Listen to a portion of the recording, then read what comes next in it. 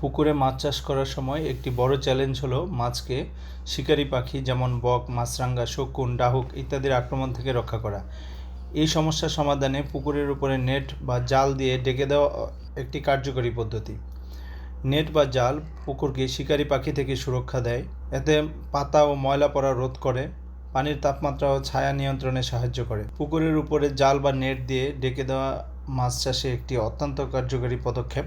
এটি মাছের নিরাপত্তা নিশ্চিত করে, উৎপাদন বাড়ায় এবং চাষিকে আর্থিকভাবে লাভবান করে।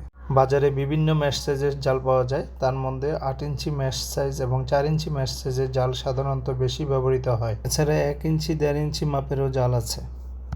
পুকুরের ধরন এবং পুকুরের পাড়ে গাছের ছায়া ইত্যাদি বিষয়ের উপর নির্ভর করে জাল ব্যবহার করা উচিত। সঠিক পদ্ধতিতে পুকুরে জাল ব্যবহার করুন, মাছকে নিরাপদ রাখুন এবং উৎপাদন বৃদ্ধি করুন।